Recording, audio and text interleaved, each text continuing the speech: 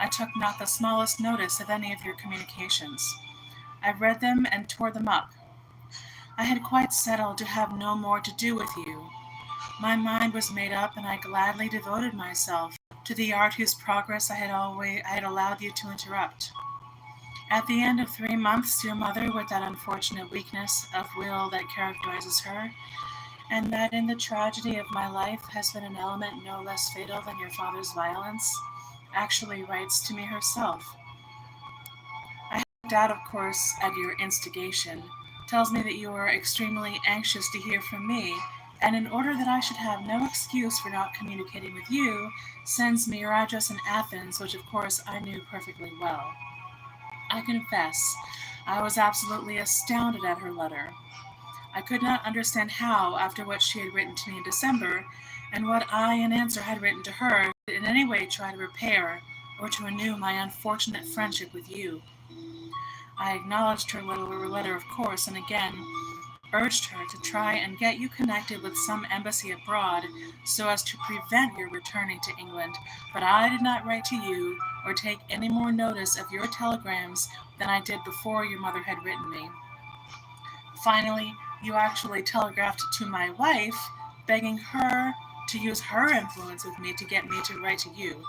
Our friendship had always been a source of distress to her, not merely because she had never liked you personally, but because she saw how your continual companionship altered me, and not for the better. Still, just as she had always been most gracious and hospitable to you, so she could not bear the idea of my being in any way unkind, for so it seemed to her, to any of her friends. She thought, knew indeed, that it was a thing alien to my character. At her request I did communicate with you. I remember the wording of my telegram quite well. I said that time healed every wound, but that for many months to come I would neither write to you nor see you. You started without delay for Paris, sending me passionate telegrams on the road to beg me to see you once at any rate. I declined. You arrived in Paris late on a Saturday night and found a brief letter from me waiting for you at your hotel stating that I would not see you. Next morning I received in Tite Street a telegram of some 10 or 11 pages in length from you. You stated in it that no matter what you had done to me, you could not believe that I would absolutely decline to see you. You reminded me that for the sake of seeing me even for 1 hour, you had traveled 6 days and nights across Europe without stopping once on the way. You made what I must admit was a most pathetic appeal, and ended with what seemed to me a threat of suicide, and not one thinly veiled. You had yourself often told me how many of your race there had been who had stained their hands in their own blood. Your uncle certainly, your grandfather possibly, many others in the mad, bad line from which you come. Pity my old affection for you, regard for your mother, to whom your death under such dreadful circumstances would have been a blow almost too great for her to bear, the horror of the idea that so young a life, and one that amidst all its ugly faults had still promise of beauty in it, should come to so revolting an end, mere humanity itself. All these excuses be necessary, must serve as my excuse for consenting to accord you one last interview. When I arrived in Paris, your tears breaking out again and again all throughout the evening and falling all over your cheeks like rain as we sat, at dinner first at Voisin's, at supper at Paillard's afterwards, the unfeigned joy you evinced at seeing me, holding my hand whenever you could, as though you were a gentle and penitent child, your contrition, so simple and sincere at the moment, made me consent to renew our friendship. 2 days after we had returned to London, your father saw you having luncheon with me at the Cafe Royal, joined my table, drank of my wine, and that afternoon, through a letter addressed to you, began his first attack on me. It may be strange, but I had once again, I will not say the chance, but the duty of separating from you forced on me. I need hardly remind you that I refer to your conduct to me at Brighton from October 10th to 13th, 1890. 3 years is a long time for you to go back, but we who live in prison and in whose lives there is no event but sorrow have to measure time by throbs of pain and the record of bitter moments. We have nothing else to think of.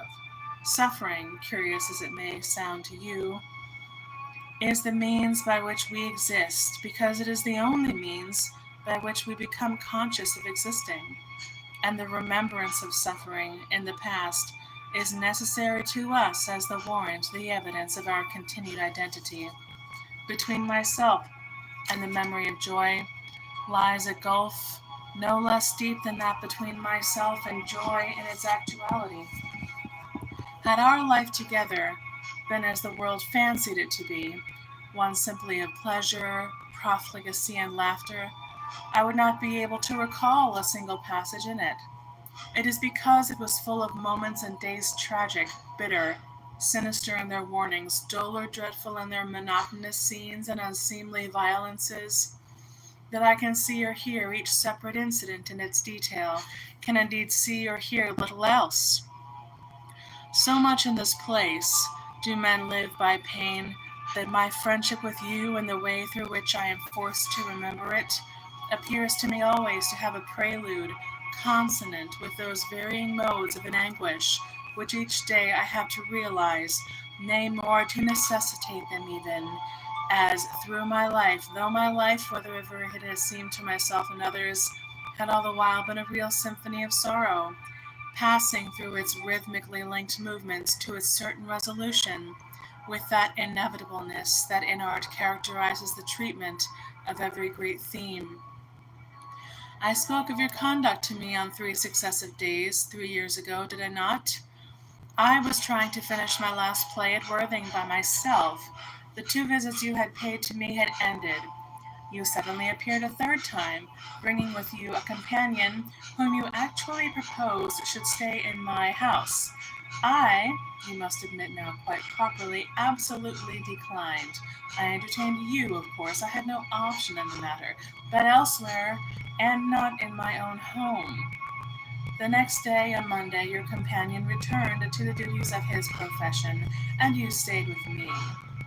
Bored with Worthing, and still more, I have no doubt, with my fruitless efforts to concentrate my attention on my play, the only thing that really interested me at the moment, you insist on being taken to the Grand Hotel at Brighton.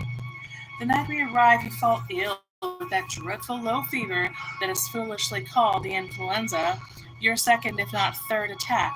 I need not remind you how I waited on you and tended you, not merely with every luxury of fruit, flowers, presents, books, and the like that money can procure, but with that affection, tenderness, and love which, whatever you may think, is not to be procured for money.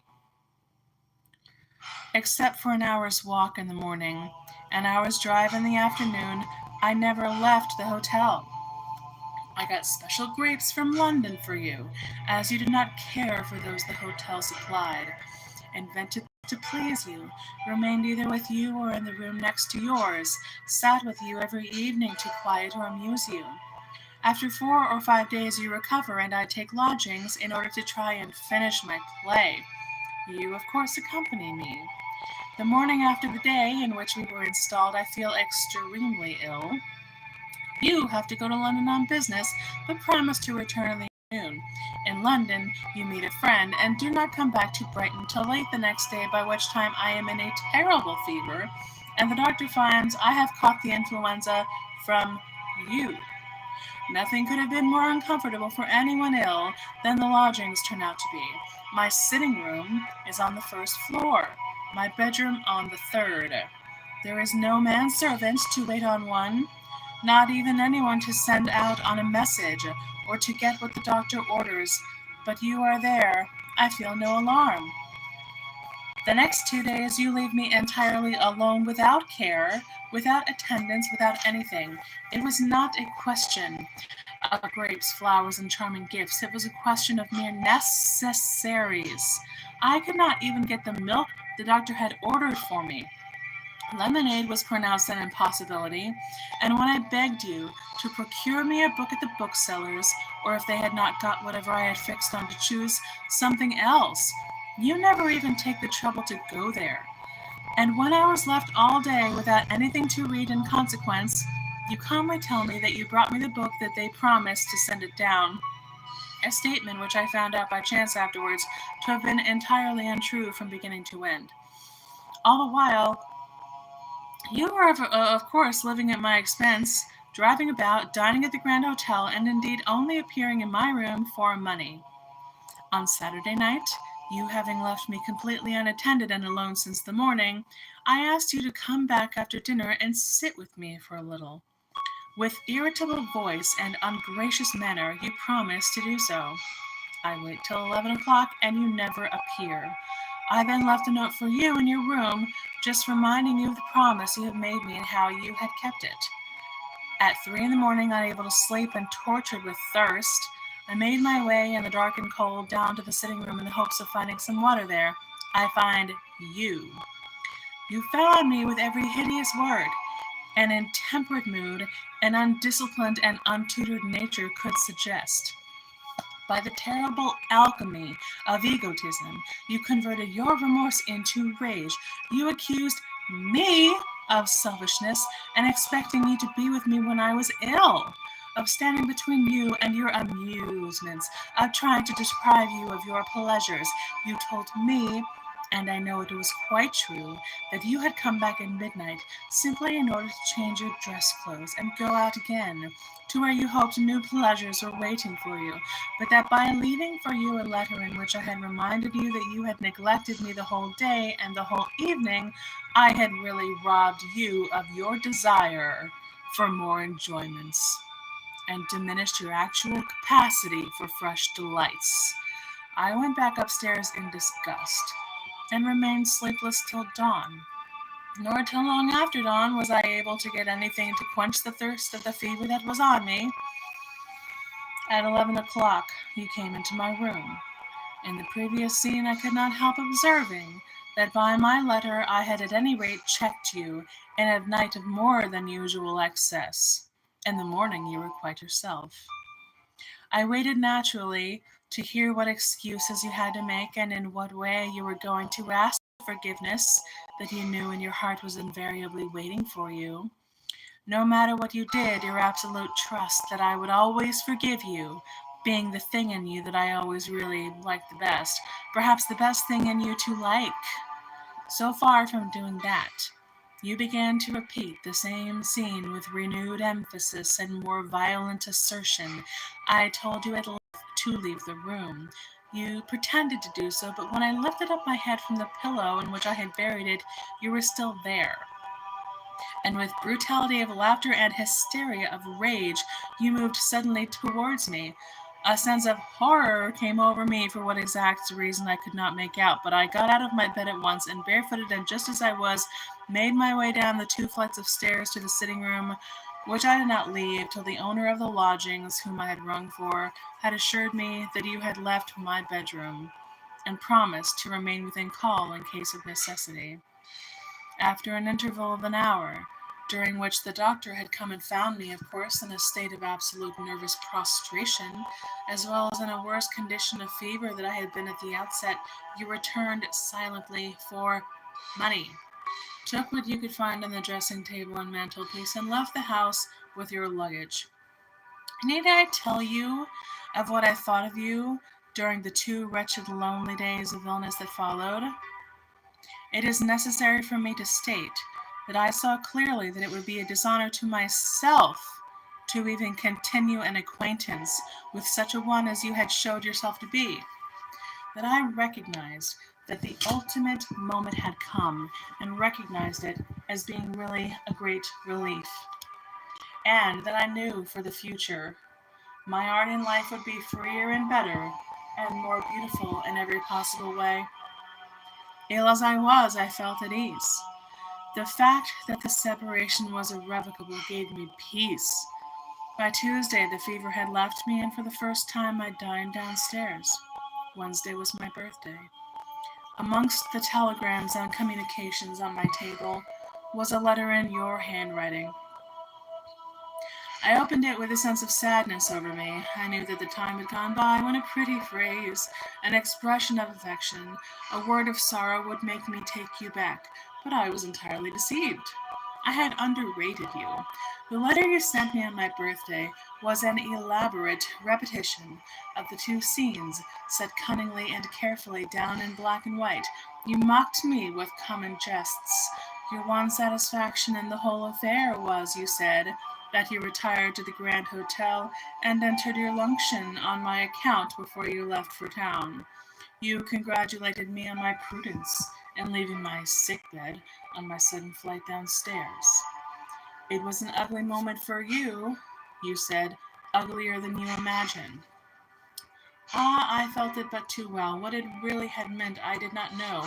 Whether you had with you the pistol you had bought to try to frighten your father with, and that thinking it to be unloaded you had once fired off in a public restaurant in my company, whether your hand was moving towards a common dinner knife that by chance was lying on the table between us, whether, forgetting in your rage your low stature and inferior strength, you thought of some specially personal insult attack even as I lay ill there, I could not tell.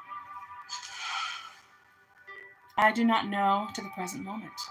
All I know is that a feeling of utter horror had come over me, and that I felt that unless I left the room at once and got away, you would have done or tried to do something that would have been, even to you, a source of lifelong shame. Only once before in my life I experienced such a feeling of horror at a human being. It was when in my library at Tite Street, waving his small hands in the air in epileptic fury, your father with his bully or his friend between us had stood, uttering every foul word his foul mind could think of, and screaming the loathsome threats he afterwards with such cunning carried out. In the latter case, he of course was the one who had to leave the room first. I drove him out. In your case, I went. It was not the first time I had been obliged to save you from yourself. You concluded your letter by saying, when you are not on your pedestal, you are not interesting. The next time you are ill, I will go away at once. Ah, what coarseness of fibre does that reveal? What entire lack of imagination? How callous, how common had the temperament by the time become? When you are not on your pedestal, you are not interesting. The next time you are ill, I will go away at once. How often have those words come back to me, in the wretched solitary cell of the various prisons I have been sent to? I have said them to myself over and over again, and seen in them, I hope unjustly, some of the secret of your strange silence. For you write thus to me, when the very illness and fever of which I was suffering. Sorry about that. For you write thus to me, when the very illness and fever from which I was suffering I had caught from tending you was of course revolting in its coarseness and crudity. But for any human being in the whole world to write thus to another would be a sin for which there is no pardon. Were there any sin for which there was none? I confess that when I had finished your letter, I felt almost polluted. As if by associating with one of such a nature, I had soiled and shamed my life irretrievably. I had, it is true, done so, but I was not to learn how fully till just 6 months later in life. I settled with myself to go back to London on the Friday and see Sir George Lewis personally, and request him to write your father to state that I had determined never under any circumstances to allow you to enter my house, to sit at my board, to talk with me, walk with me, anywhere and at any time be my companion at all. This done, I would have written to you just to inform you of the course of action I had adopted. The reasons you would inevitably have realized for yourself. I had everything arranged on Thursday night, when on Friday morning, as I was sitting at breakfast before starting, I happened to open the newspaper and saw in it a telegram stating that your elder brother, the real head of the family, the heir to the title, the pillar of the house, had been found dead in a ditch with his gun lying discharged beside him. The horror of the circumstances of the tragedy now known, now known to have been an accident, but then stained with a darker suggestion, the pathos of the sudden death of one so loved by all who knew him, and almost on the eve, as it were, of his marriage. My idea of what your own sorrow would or should be, my consciousness of the misery awaiting your mother at the loss of the one to whom she clung for comfort and joy in life, and who, as she told me once herself, had from the very day of his birth never caused her to shed a single tear. My consciousness of your own isolation, both your brothers being out of Europe, and you, consequently, the only one to whom your mother and sister could look, not merely for companionship in their sorrow, but also for those dreary responsibilities of dreadful detail that death always brings with it. The mere sense of the lacrimae rerum, of the tears of which the world is made, and of the sadness of all human things, out of the confluence of these things, of these thoughts and emotions crowding into my brain, came infinite pity for you and your family. My own griefs and bitterness against you I forget. What you had been to me in my sickness I could not be to you in your bereavement. I telegraphed at once to you my deepest sympathy, and in the letter that followed invited you to come to my house as soon as you were able. I felt that to abandon you at that particular moment, and formally through a solicitor, would have been too terrible for you. On your return to town from the actual scene of the tragedy to which you had been summoned, you came at once to me very sweetly and very simply, in your suit of woe, and with your eyes dim with tears. You sought consolation and help as a child might seek it. I opened to you my house, my home, my heart. I made your sorrow mine also, that you might have help in bearing it. Never even by one word did I allude to your conduct towards me, to the revolting scenes and the revolting letter. Your grief, which was real, seemed to me to bring you nearer to me than you had ever been. The flowers you took from me to put on your brother's grave were to be a symbol not merely of the beauty of his life, but of the beauty that in all lives lies dormant and may be brought to light. The gods are strange. It is not of our vices only they make instruments to scourge us. They bring us to ruin through what in us is good, gentle, humane, loving. For my pity and affection for you and yours, I would not now be weeping in this terrible place. Of course, I discern in all our relations not destiny merely, but doom, doom that walks always swiftly, because she goes to the shedding of blood. Through your father you came of a race marriage with whom is horrible, friendship fatal, and that lays violent hands either on its life or the lives of others. In every little circumstance in which the ways of our lives met, in every point of great or seemingly trivial import in which you came to me for pleasure or for help, and the small chances, the slight accidents that look in their relation to life to be no more than the dust that dances in a beam or the leaf that flutters from a tree, ruin followed, like the echo of a bitter cry or the shadow that hunts with the beast of prey. Our friendship really begins with your begging me in a most pathetic and charming letter to assist you in a position appalling to anyone, doubly so to a young man at Oxford. I do so, and ultimately, through your using my name as your friend when Sir George Lewis, I began to lose his esteem and friendship, a friendship of 15 years' standing. When I was deprived of his advice and help and regard, I was deprived of the one great safeguard of my life. You send me a very nice poem of the undergraduate school of verse for my approval. I reply by a letter of fantastic literary conceits. I compare you to Hylas or Hyacinth, Jonquil or Narcissi, or someone whom the great god of poetry favored and honored with his love. The letter is like a passage from one of Shakespeare's sonnets, transposed to a minor key. It can only be understood by those who have read the Symposium of Plato, or caught the spirit of a certain grave mood made beautiful for us in Greek marbles. It was, let me say frankly, the sort of letter I would, in a happy if wilful moment, have written to any graceful young man of either university who had sent me a poem of his own making, certain that he would have sufficient wit or culture to interpret rightly its fantastic phrases. Look at the history of that letter. It passes from you into the hands of a loathsome companion, from him to a gang of blackmailers. Copies of it are sent about London to my friends, and to the manager of the theatre where my work is being performed. Every construction but the right one is put on it. Society is thrilled with the absurd rumors that I have had to pay a huge sum of money for having written an infamous letter to you. This forms the basis of your father's worst attack. I produced the original letter myself in court to show what it really is. It is denounced by your father's counsel as a revolting and insidious attempt to corrupt innocence. Ultimately, it forms part of a criminal charge. The Crown takes it up. The judge sums up on it with little learning and much morality.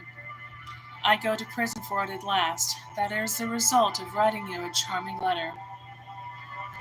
While I am staying with you at Salisbury, you are terribly alarmed at a threatening communication from a former companion of yours. You beg me to see the writer and help you. I do so. The result is ruin to me. I am forced to take everything you have done on my own shoulders and answer for it. When, having failed to take your degree, you had to go down from Oxford, you telegraphed me in London to beg me to come see you. I do so at once. You asked me to take you to Goring, as you did not like, under the circumstances, to go home. At Goring you see a house that charms you. I take it for you. The result from every point of view is ruin to me. One day you come to me and ask me, as a personal favor to you, to write something for an Oxford undergraduate magazine, about to be started by some friends of yours, whom I had never heard of in all my life and knew nothing about. To please you? What did I not do always to please you? I sent him a page of paradoxes destined originally for the Saturday Review. A few months later, I find myself standing in the dock of the Old Bailey on the account of the character of the magazine. It forms part of the Crown charge against me. I am called upon to defend your friend's prose and your own verse. The former I cannot palliate, the latter I, loyal to the bitter extreme, to your youthful literature as to your youthful life, very strongly offend, and will not hear of your being a writer of indecencies. But I go to prison. All the same, for your friend's undergraduate museum magazine and the love that dares not tell its name. At Christmas I give you a very pretty present, as you described it in your letter of thanks, on which I know you had set your heart, worth some 40 or 50 pounds at most. When the crash of my life comes and I am ruined, the bailiff who seizes my library and has it sold does so to pay for the very pretty present. It was for that the execution was put into my house. At the ultimate and terrible moment when I am taunted and spurred on by your taunts to take an action against your father and have him arrested, the last straw to which I clutch in my wretched efforts to escape is a terrible expense. I tell the solicitor, in your presence, that I have no funds, that I cannot possibly afford the appalling costs, that I have no money at my disposal. What I said was, as you know, perfectly true. On that fatal Friday, instead of being in Humphreys in France or office weakly consenting to my own ruin, I would have been happy and free in France, away from you and your father, unconscious of his loathsome card and indifferent to your letters. If I had been able to leave the Avondale Hotel, but the hotel people absolutely refused to allow me to go. You had been staying with me for 10 days. Indeed, you had ultimately, to my great, and you will admit, rightful indignation, brought a companion of yours to stay with me also. My bill for the 10 days was merely £140, The proprietor said he could not allow my luggage to be removed from the hotel till I had paid the account in full. That is what kept me in London. Had it not been for the hotel bill, I would have gone to Paris on Thursday morning. When I told the solicitor I had no money to face the gigantic expense, you interposed at once. You said that your own family would be only too delighted to pay all the necessary costs, that your father had been an incubus to them all, that they had often discussed the possibility of getting him put into a lunatic asylum so as to keep him out of the way, that he was a daily source of annoyance and distress to your mother and to everyone else, that if I would only come forward to have him shut up, I would be regarded by the family as their champion and their benefactor, and that your mother's rich relations themselves would look on it as a real delight to be allowed to pay at all costs and expenses that might be incurred in any such effort. The solicitor closed at once, and I was hurried to the police court. I had no excuse left for not going. I was forced into it. Of course, your family don't pay the costs, and when I am made bankrupt, it is by your father, and for the costs, the meager balance of them, some £700. At the present moment, my wife, exchanged from me over the important question of whether I should have £3 or £3.10 a week to live on, is preparing a divorce suit, for which, of course, entirely new evidence and an entirely new trial, to be followed perhaps by more serious proceedings, will be necessary. I, naturally knowing nothing of the details, I merely know the name of the witness on whose evidence my wife's solicitors rely. It is your own Oxford servant whom, at your special request, I've taken to my service for our summer at Goring. But indeed, I need not go on further with more instances of the strange doom you seem to have brought on me in all things, big or little. It makes me feel sometimes as if you yourself had been merely a puppet worked by some secret and unseen hand to bring terrible events to a terrible issue. But puppets themselves have passions. They will bring a new plot into what they are presenting, and twist the ordered issue of vicissitude to suit some whim or appetite of their own. To be entirely free and at the same time entirely dominated by law is the eternal paradox of human life that we realize at every moment, and this I often think is the only explanation possible of your nature. If indeed for the profound and terrible mysteries of a human soul there is any explanation at all, except one that makes the mystery more marvelous still. Of course you had your illusions. Of course you had your illusions, lived in them indeed, and through their shifting mists and colored veils saw all things changed. You thought, I remember quite well, that you were devoting yourself to me, to the entire exclusion of your family and family life, was a proof of your wonderful appreciation for me and your great affection. No doubt to you it seemed so. But recollect that with me was luxury, high living, unlimited pleasure, money without stint. Your family life bored you.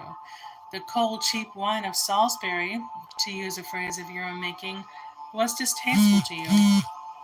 On my side, and along with my intellectual attractions, were the flesh pots of Egypt. When you could not find me to be with, the companions whom you chose as substitutes were not flattering. You thought again that in sending a lawyer's letter to your father to say that, rather than sever your eternal friendship with me, you would give up the allowance of £250 a year, with, I believe, deductions for your Oxford debts he was then making you were realizing the very chivalry of friendship, touching the noblest note of self-denial. But your surrender of your little allowance did not mean that you were ready to give up even one of your most superfluous luxuries or most unnecessary extravagances. On the contrary, your appetite for luxurious living was never so keen. My expenses for 8 days in Paris for myself, you, and your Italian servant were nearly £150, Paillard alone absorbing £85. At the rate at which you wish to live, your entire income for a whole year, if you had taken your meals alone, and had been especially economical in your selection of the cheaper form of pleasures, would hardly have lasted you for 3 weeks. The fact that in what was merely a pretense of auto you had surrendered your allowance, such as it was, gave you at last a plausible reason for your claim to live at my expense, or what you thought was a plausible reason, and on many occasions you seriously availed yourself of it, and gave the very fullest expression to it, and the continued drain, principally of course on me, but also to a certain extent I know on your mother, was never so distressing, because in my case, at any rate, never so completely unaccompanied by the smallest world of thanks or sense of limit.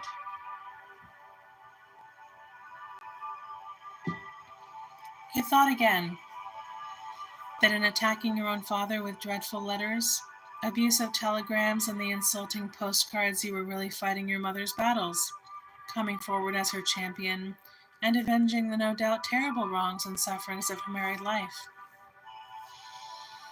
It was quite an illusion on your part, one of your worst indeed.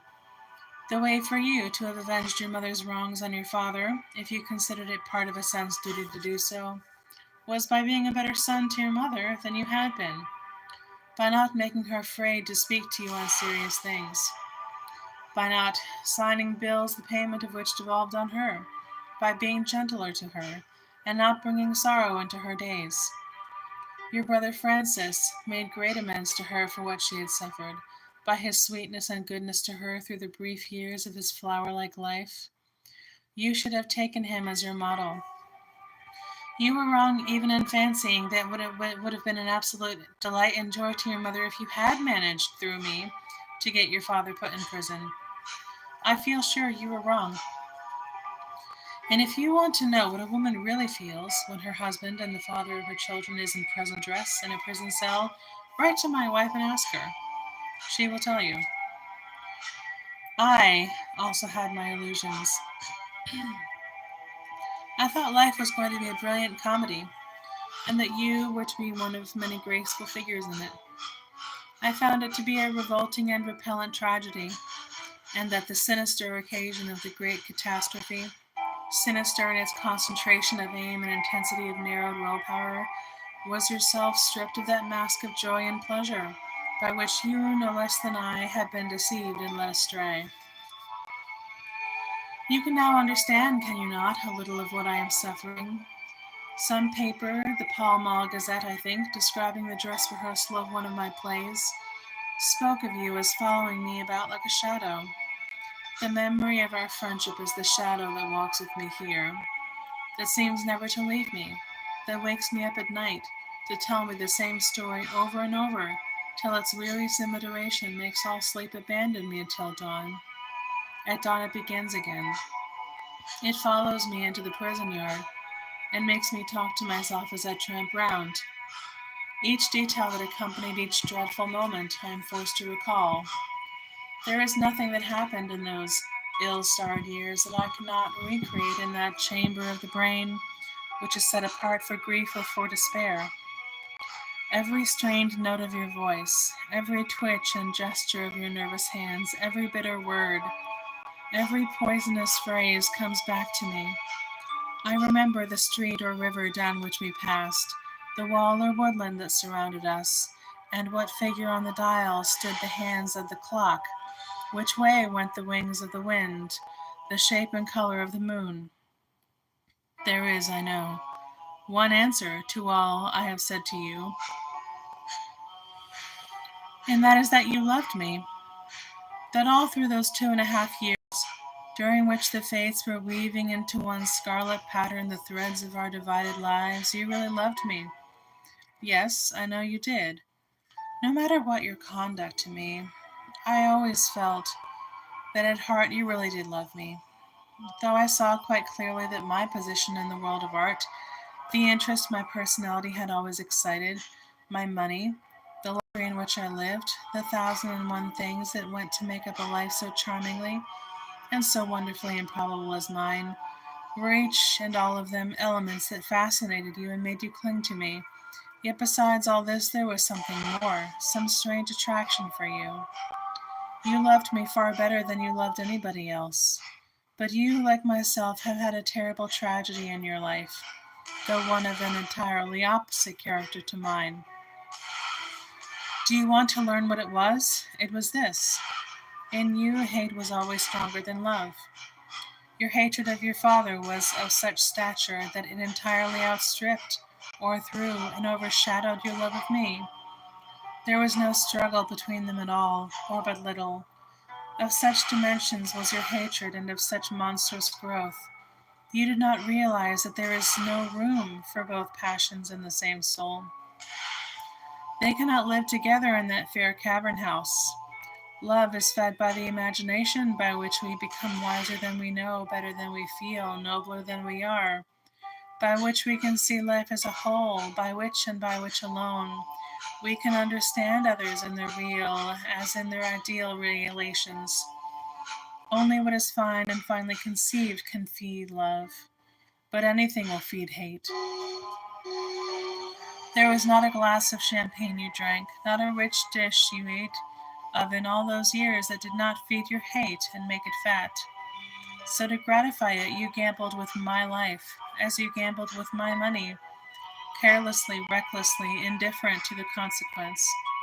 If you lost, the loss would not, you fancied, be yours. If you won, yours, you knew, would be the exultation and the advantages of victory.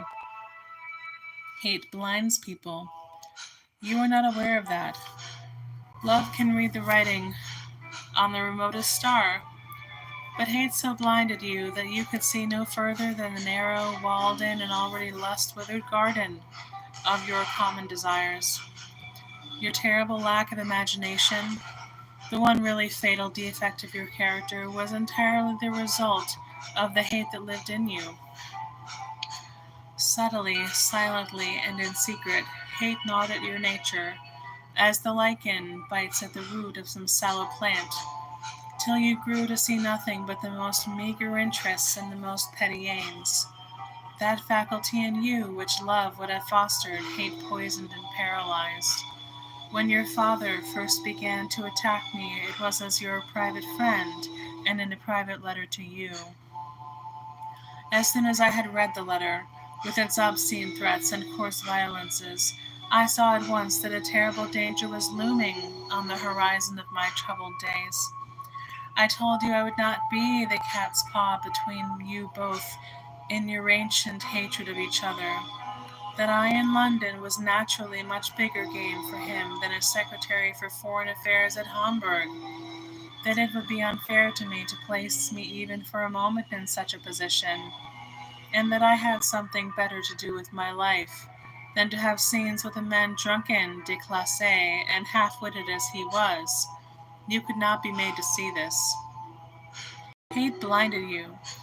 You insisted that the quarrel had really nothing to do with me, that you would not allow your father to dictate to you in your private friendships, that it would be most unfair of me to interfere. You had already, before you saw me on the subject, sent your father a foolish and vulgar telegram as your answer. That, of course, committed you to a foolish and vulgar course of action to follow. The fatal errors of life are not due to a man's being unreasonable. An unreasonable moment may be one's finest moment. They are due to man's being logical. There is a wide difference. That telegram conditioned the whole of your subsequent relations with your father, and consequently the whole of my life. And the grotesque thing about it is that it was a telegram of which the commonest street boy would have been ashamed. From pert telegrams to priggish lawyers' letters was a natural progress. And the result of your lawyer's letters to your father was, of course, to urge him on still further. You left him no option but to go on. You forced it on him as a point of honor, or of dishonor rather, that your appeal should have the more effect. So the next time he attacks me, no longer in a private letter and as your private friend, but in public and as a public man, I have to expel him from my house. He goes from restaurant to restaurant looking for me, in order to insult me before the whole world, and in such a manner that if I retaliated I would be ruined, and if I did not retaliate I would be ruined also. Then surely was the time when you should have come forward, and said that you would not expose me to such hideous attacks, such infamous persecution. on your account, but would readily and at once resign any claim you had to my friendship. You feel that now, I suppose, but it never even occurred to you then. Hate blinded you. All you could think of, besides of course writing to him insulting letters and telegrams, was to buy a ridiculous pistol that goes off in the Berkeley, under circumstances that create a worse scandal than ever came to your ears. Indeed, the idea of your being the object of a terrible quarrel between your father and a man of my position seemed to delight you. It, I suppose, very naturally pleased your vanity, and flattered your self-importance. That your father might have had your body, which did not interest me, and left me your soul, which did not interest him, would have been to you a distressing solution of the question. You scented the chance of a public scandal and flew to it. The prospect of a battle in which you would be safe delighted you. I never remember you in higher spirits than you were for the rest of that season. Your only disappointment seemed to be that nothing actually happened, and that no further meeting or fracas had taken place between us.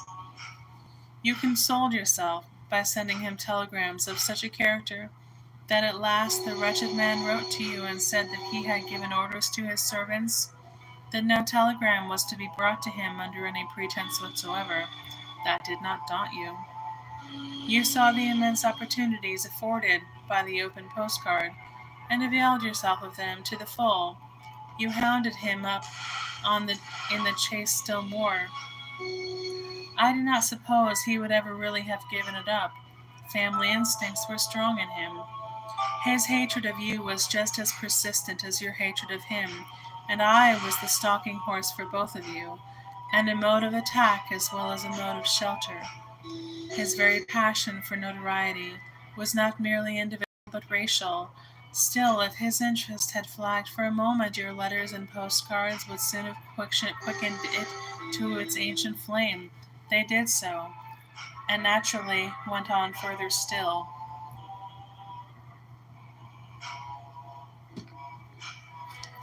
Having assailed me as a private gentleman and in private, as a public man and public, he ultimately determines to make his final and great attack upon me as an artist. And in the place where my art is being presented, he secures by fraud a seat for the first night of one of my plays, and contrives a plot to interrupt the performance, to make a foul speech about me to the audience, to insult my actors, to throw offensive or indecent missiles at me when I am called before the curtain at the close, utterly in some hideous way to ruin me through my work. By the merest chance and the brief and accidental sincerity of a more than usually intoxicated mood, he boasts of his intention before others. Information is given to the police, and he is kept out of the theater. You had your chance then. Then was your opportunity. Don't you realize now that you should have seen it, and come forward and said that you would not have my art at any rate ruined for your sake? You knew what my art was to me, the great primal note by which I had revealed first myself to myself and then to myself to the world. The real passion of my life, the love to which all other loves were as marsh water to red wine, or the glowworm of the marsh to the magic mirror of the moon. Don't you understand now that your lack of imagination was the one really fatal defect of your character? What you had to do was quite simple and quite clear before you, but hate blinded you and you could see nothing. I could not apologize to your father for his having insulted me and persecuted me in the most loathsome manner for nearly 9 months. I could not get rid of you out of my life. I had tried it again and again. I had gone so far as actually leaving England and going abroad in hope of escaping from you. It had all been of no use. You were the only person who could have done anything. The key of the situation rested entirely with yourself. It was the one great opportunity you had of making some slight return to me for all the love and affection and kindness and generosity and care I had shown you. Had you appreciated me even at a tenth of my value as an artist, you would have done so, but hate blinded you. The faculty by which alone we can understand others in their real as in their ideal relations, was dead in you.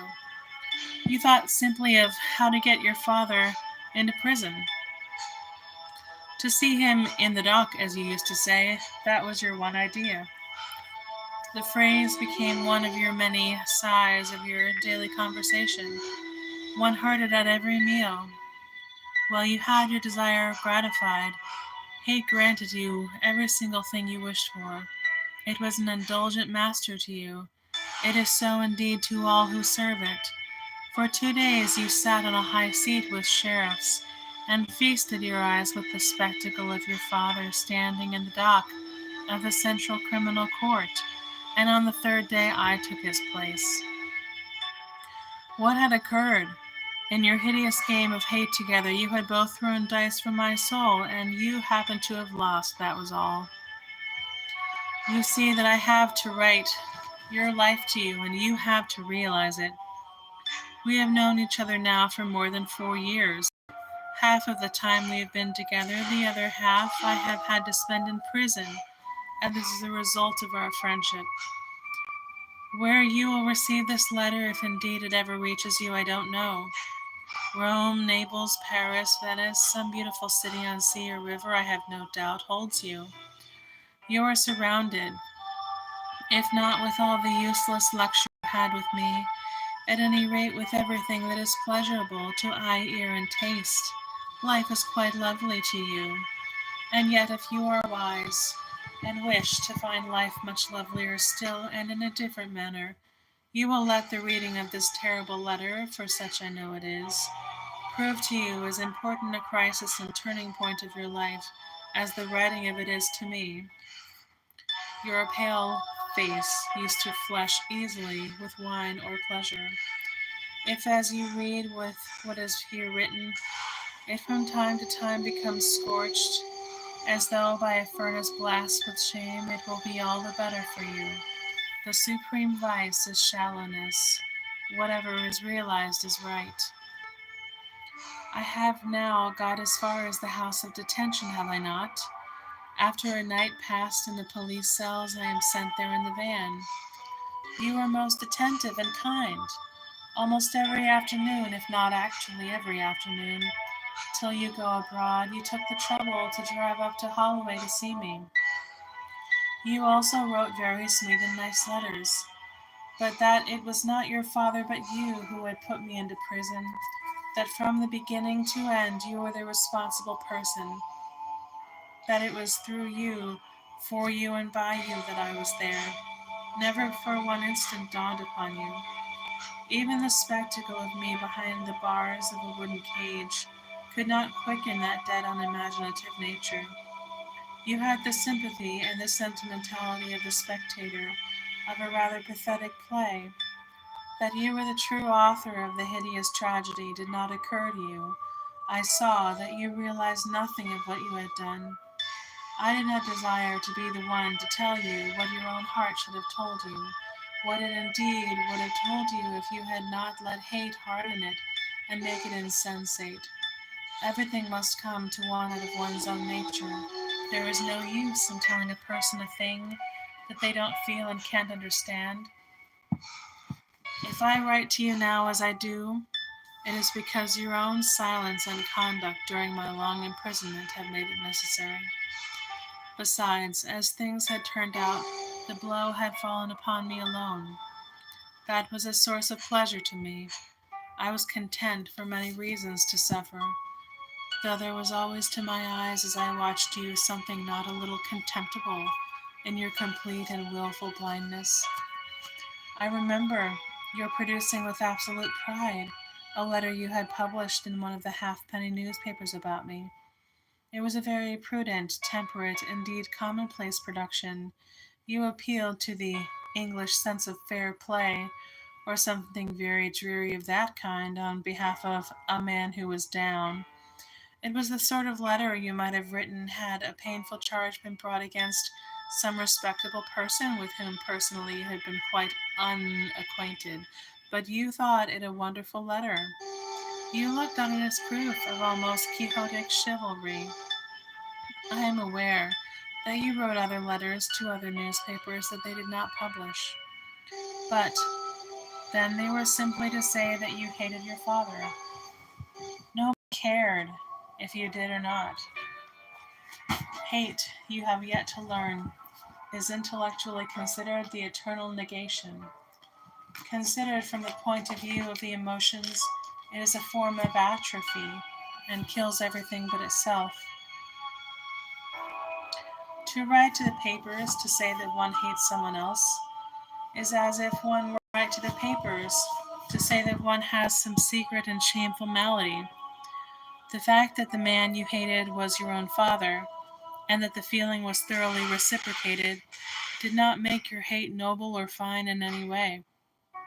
If it showed anything, it was simply that it was an hereditary disease. I remember again when an execution was put into my house, and my books and furniture were seized and advertised to be sold, and bankruptcy was impending. I naturally wrote to tell you about it. I did not mention that it was to pay for some gifts of mine to you, that the bailiffs had entered the home where you had so often dined. I thought, rightly or wrongly, that such news might pain you a little. I merely told you the bare facts. I thought it proper that you should know them. You wrote back from Boulogne in a strain of almost lyrical exultation. You said you knew your father was hard up for money, and had been obliged to raise £1,500 for the expenses of the trial, and that my going bankrupt was really a splendid score off him, as he would not then be able to get any of his costs out of me.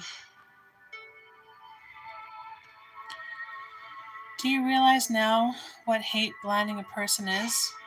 Do you recognize now that when I described it as an atrophy destructive of everything but itself, I was scientifically describing a real psychological fact?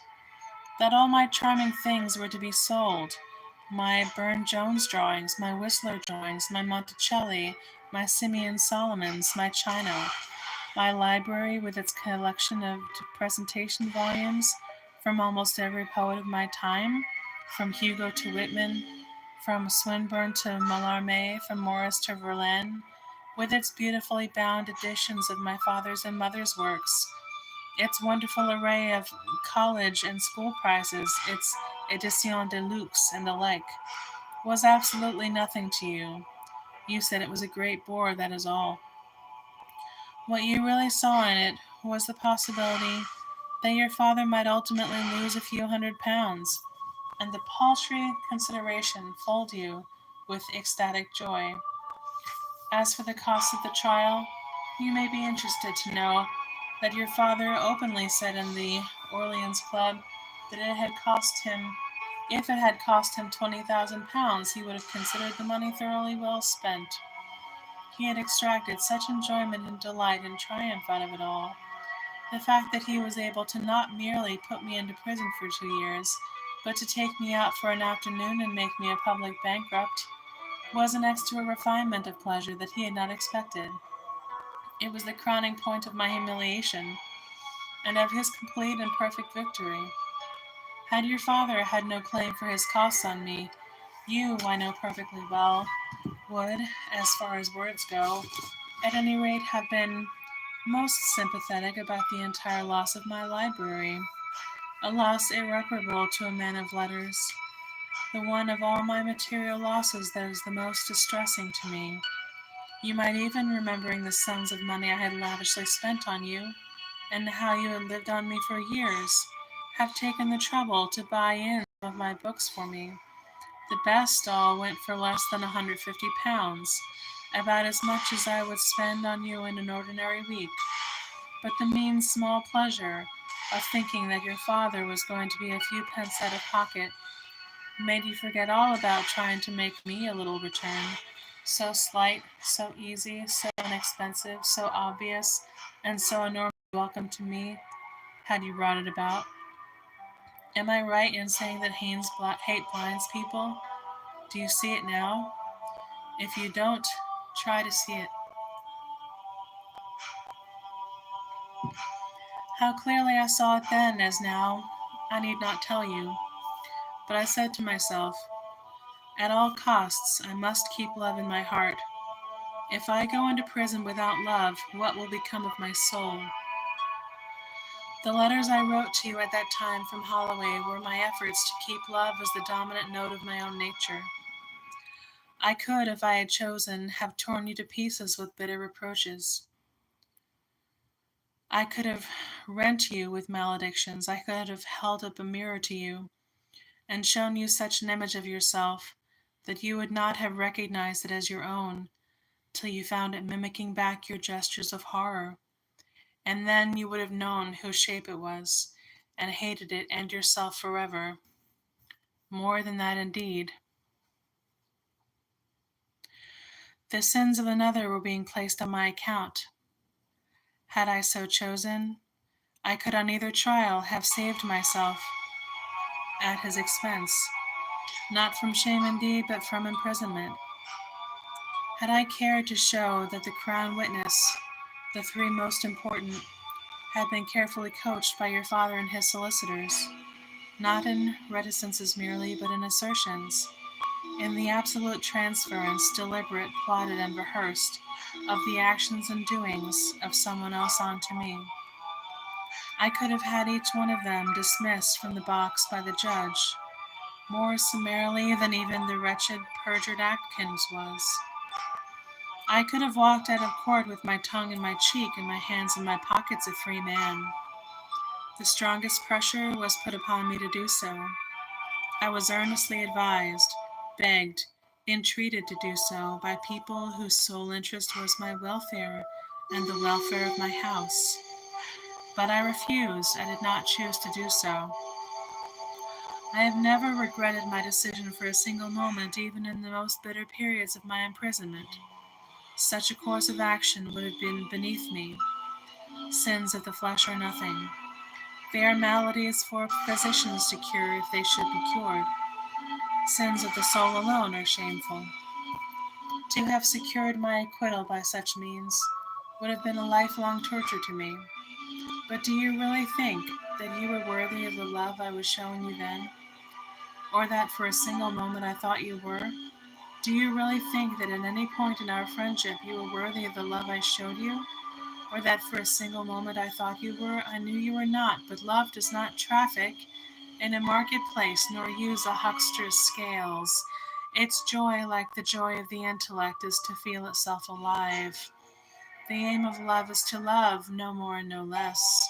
You were my enemy, such an enemy as no man ever had. I had given you my life, and to gratify the lowest and most contemptible of all human passions, hatred and vanity and greed, you had thrown it away. In less than 3 years, you had entirely ruined me from every point of view. For my own sake, there was nothing for me to do but to love you. I knew if I allowed myself to hate you, that in the dry desert of existence over which I had to travel, and am traveling still, every rock would lose its shadow, every palm tree be withered, every well of water prove poisoned at its source. Are you beginning now to understand a little? Is your imagination awakening from the long lethargy in which it has lain? You know already what hate is.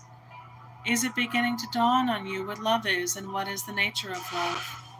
It is not too late for you to learn, though to teach it to you I may have had to go to a convict's cell. After my terrible sentence, when the prison dress was on me and the prison house closed, I sat amidst the ruins of my wonderful life, crushed by an anguish, bewildered with terror, dazed through pain, but I would not hate you. Every day I said to myself, I must keep love in my heart today, else how shall I live through the day? I reminded myself that you meant no evil to me at any rate. I set myself to think you had but drawn a bow at a venture, and that the arrow had pierced a king between the joints of the harness. To have weighed you against the smallest of my sorrows, the meanest of my losses, would have been, I felt, unfair. I determined I would regard you as one suffering too.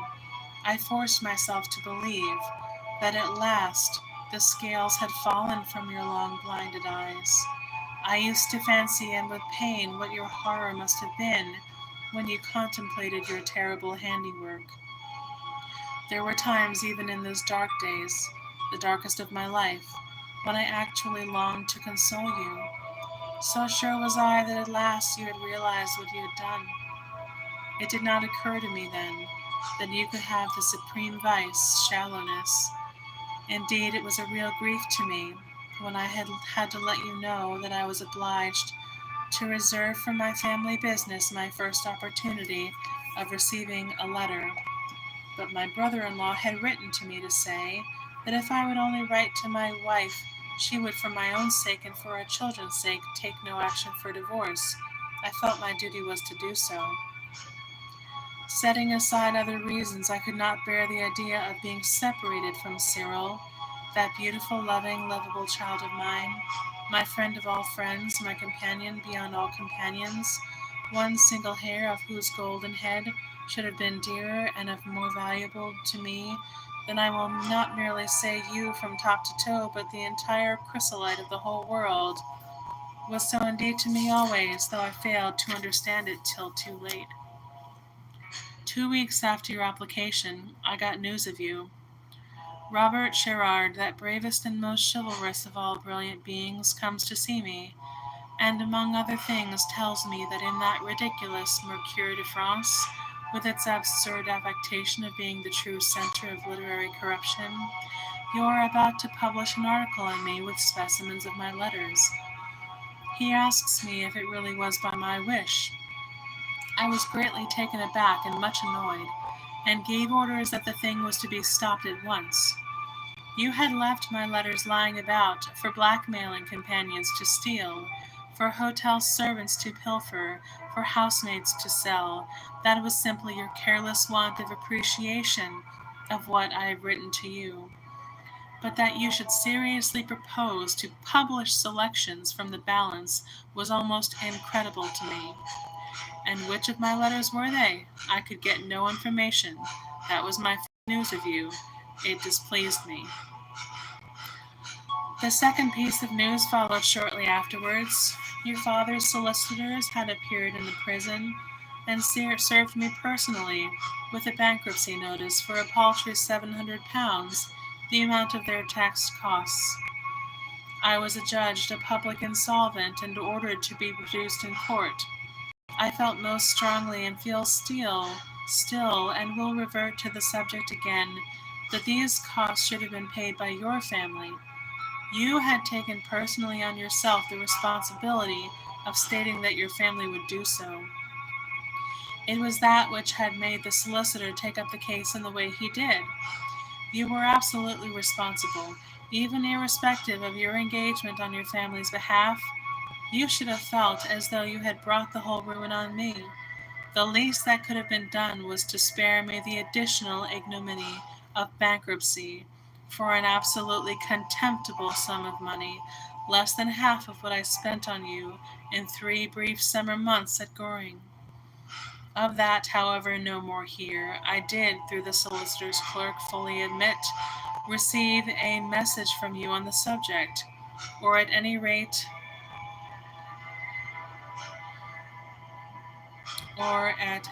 in connection with the occasion.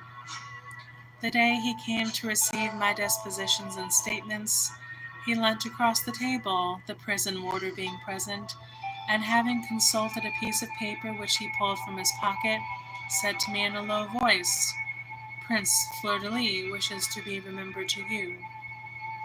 I stared at him. He repeated the message again. I did not know what it meant. "The gentleman is abroad at present," he added mysteriously. It all flashed across me, and I remember that for the first and last time in my entire prison life I laughed.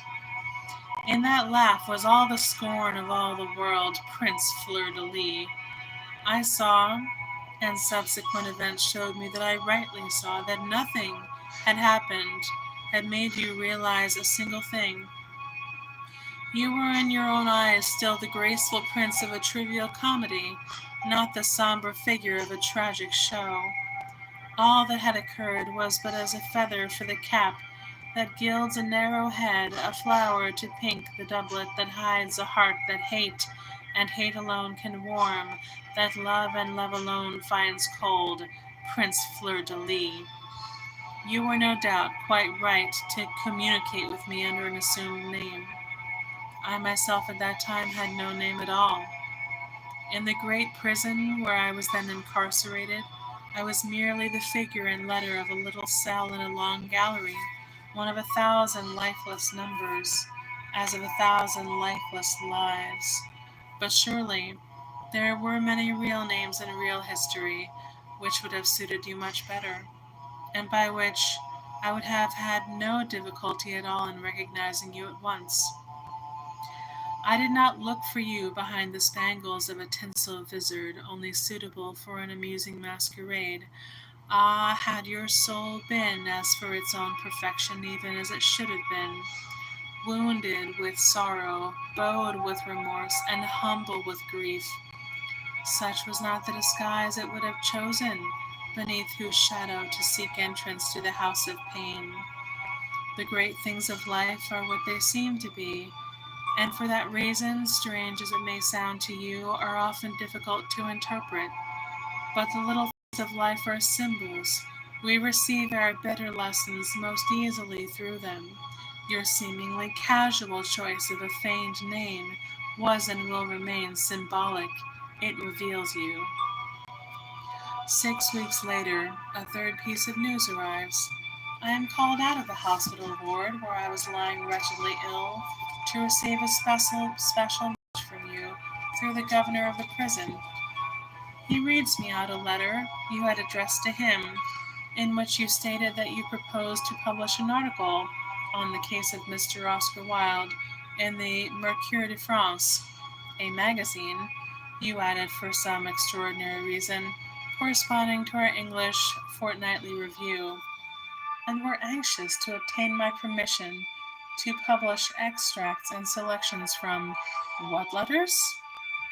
The letters I had written you from Holloway Prison. The letters that should have been to you things sacred and secret beyond anything in the whole world. These actually were the letters you proposed to publish for the jaded decadent to wonder at, for the greedy feuilletoniste to chronicle, for the little lions of the Quartier Latin to gape and math at. Had there been nothing in your own heart to cry out against so vulgar a sacrilege, you might at least have remembered the sonnet he wrote, who saw with such sorrow and scorn the letters of John Keats sold by public auction, and have understood at least the real meaning of my lines. I think they love not art who break the crystal of a poet's heart, that small and sickly eyes may glare or gloat.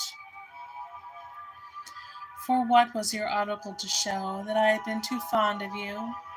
The Paris gamin was quite aware of the fact. They all read the newspapers, and most of them write for them. That I was a man of genius? The French understood that, and the peculiar quality of my genius, much better than you did or could have been expected to do. That along with genius goes often a curious perversity of passion and desire? Admirable, but the subject belongs to Lombroso rather than to you. Besides, the pathological phenomenon in question is also found amongst those who have not genius, that in your war of hate with your father, I was at once shield and weapon to each of you. Nay more, that in hideous hunt for my life that took place when the war was over, he never could have reached me had not your nets already been about my feet. Quite true, but I am told that Henry Bower had already done it extremely well. Besides, to corroborate his view, had such been your intention, you did not require to publish my letters, at any rate those written from Holloway Prison. Will you say, in answer to my questions, that in one of my Holloway letters I myself had asked you to try, as far as you were able, to set me a little right with some small portion of the world? Certainly I did so. Remember how and why I am here at this very moment. Do you think I am here on account of my relations with the witnesses on my trial? My relations, real or supposed, with the people of that kind, were matters of no interest to either the government or society. They knew nothing of them and cared less. I am here for having tried to put your father into prison. My attempt failed, of course. My own counsel threw up their briefs. Your father completely turned the tables on me and had me in prison. Has he still. That is why there is contempt felt for me. That is why people despise me. That is why I have to serve out every day, every hour, every minute of my dreadful imprisonment. That is why my petitions have been refused. You were the only person who, and without in any way exposing yourself to scorn or danger or blame, could have given another color to the whole affair, have put the matter in a different light, have shown to a certain degree for how things really stood. I would of course not have expected, nor indeed wished you to have stated how and for what purpose you had sought my assistance in your trouble at Oxford, or how and for what purpose, if you had a purpose at all, you had practically never left my side for nearly 3 years. My incessant attempts to break off a friendship that was so ruinous to me, as an artist, as a man of position, as a member of society even, need not have been chronicled with the accuracy with which they have been set down here. Nor would I have desired you to have described the scenes you used to make with almost monotonous recurrence, nor to have reprinted your wonderful series of telegrams to me with their strange mixture of romance and finance, nor to have quoted from your letters the more revolting or heartless passages, as I have been forced to do. Still, I thought it would have been good, as well as for you as for me, if you had made some protest against your father's version of our friendship, one no less grotesque than venomous, and as absurd in its reference to you as it was dishonoring in its reference to me. That version has now actually passed into serious history. It is quoted, believed, and chronicled. The preacher has taken it for his text, and the moralist for his barren theme, and I, who appeal to all the ages, have had to accept my verdict from one who is an ape and a buffoon. I have said, and with some bitterness I admit in this letter, that such was the irony of things that your father would live to be the hero of a Sunday school tract, that you would rank with the infant Samuel and that my place between Gilles de Retz and the Marquis de Sade. I dare say it is best so. I have no desire to complain. One of the many lessons that one learns in prison is that things are what they are, and will be what they will be. Nor have I any doubt that the leper of medievalism and the author of Justine will prove better company than Sandford, and Merton. But at the time I wrote to you, I felt that for both our sakes it would be a good thing, a proper thing, a right thing not to accept the account your father had put forward through his counsel for the edification of a Philistine world. And that is why I asked you to think out and write something that would be nearer the truth. I would at least have been better for you than scribbling to the French papers about the domestic life of your parents. What did the French care whether or not your parents had led a happy domestic life? One cannot conceive a subject more entirely uninteresting to them. What did interest them was how an artist of my distinction, one who by the school and movement of which he was the incarnation, had exercised a marked influence on the direction of French thought, could, having led such a life, have brought such an action. Had you proposed for your article to publish the letters, endless I fear in number, in which I had spoken to you of the ruin you were bringing on my life, of the madness and moods of rage that you were allowing to master you to your own hurt as well as to mine, and of my desire, nay, my determination to end a friendship so fatal to me in every way, I could have understood it, though I would not have allowed such letters to be published. When your father's counsel, desiring to catch me in a contradiction, suddenly produced in court a letter of mine mine written to you in March of '93, in which I stated that rather than endure a repetition of the hideous scenes you seem to take such a terrible pleasure in making, I would readily consent to be blackmailed by every renter in London.